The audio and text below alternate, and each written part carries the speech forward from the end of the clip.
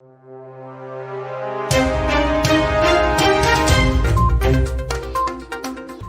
to VARINDIA News Hour. Investment into low-code or no-code platforms has increased fivefold.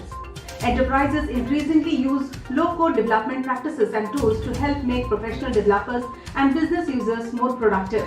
In the near future, there will be a look for vendors, including major cloud providers, to expand low-code capabilities. Experts predict low-code will improve how businesses not only develop applications but maintain IT overall. Amid a growing number of companies pouring millions into digital transformation for business resilience, primarily against the backdrop of the COVID-19 crisis, low-code or no-code, which is also known as LCNC platforms, are gaining momentum to cut down lengthy software development cycles to create new applications that meet immediate business needs. This has resulted in an year-on-year fivefold rise in the venture capital funding into LCNC platforms in 2021 as per global data. Venture capitals seemingly consider LCNC technologies as part of their core investment strategy, backed by the software is eating the world phenomenon now more than ever, while most companies are still challenged to quickly develop software due to the lack of skilled developers. Advantage of low-code selects and connects blocks of code to build an application, website or functionality, whereas no-code development carries this paradigm even further with an entirely drag-and-drop process that requires essentially no coding knowledge. LCNC vendors claim to address this gap, notably in the enterprise race to digital transformation, by enabling non-IT professionals to develop new applications remarkably fast.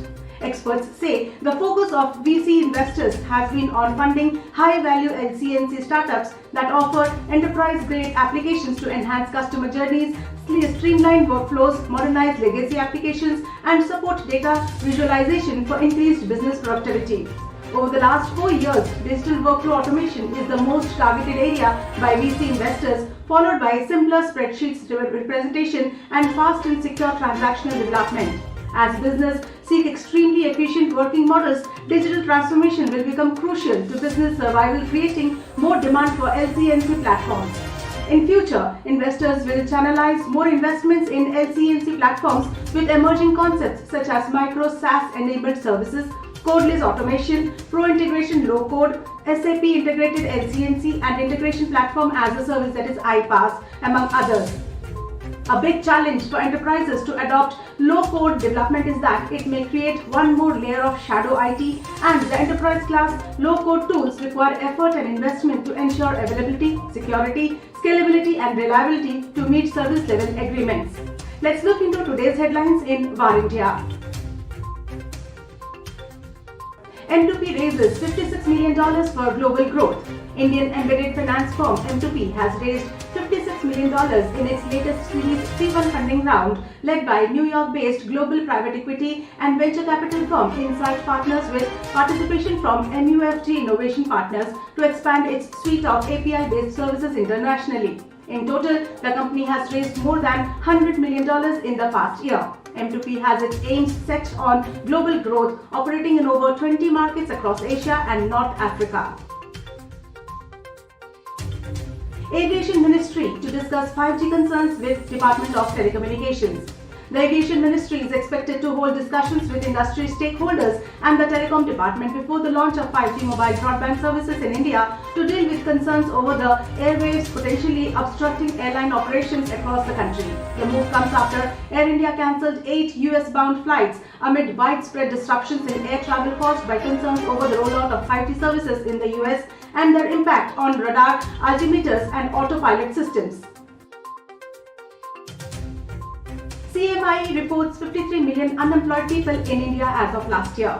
The Center for Monitoring Indian Economy said that India has 53 million unemployed people as of December 2021, confirming women being in a huge proportion among them.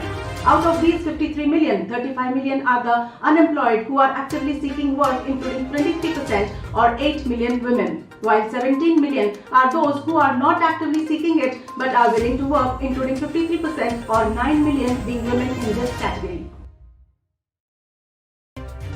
Observable raises $35.6 million at $46.1 million valuation. Data collaboration startup Observable Inc., a cloud-based platform for visualizing and analyzing data, has raised $35.6 million in a Series B round of funding led by Menlo Ventures. The San Francisco-based company has raised a total of $46.1 million in funding to date. Observable provides data collaboration tools that enables users within an organization to share and work on the same data. It provides the ability to import records for analysis from cloud data platforms such as Snowflake, as well as Excel spreadsheets and other sources. The platform also makes it possible to access code and templates created by other Observable users. AdaniWilmar to raise rupees 3,600 crores IPO this month. Edible oil major AdaniWilmar will hit the capital market by raising up to rupees 3,600 crores through an initial public offering. The company has cut the size of its initial share sale to rupees 3,600 crores from the rupees 4,500 crores planned earlier. The company informed that the issue will be open for subscription by the public on January 27th and will close on January 31st. AdaniWilmar is a 50-50 joint venture between Adani Group and Singapore-based Wilmar Group, selling cooking oils and some other food products under the Fortuna brand. That's all for now. Please like, share, comment and subscribe to VARINDIA News Magazine. You can download the VARINDIA app from Google Play Store and Apple App Store for the latest news and updates. Stay tuned. Thank you.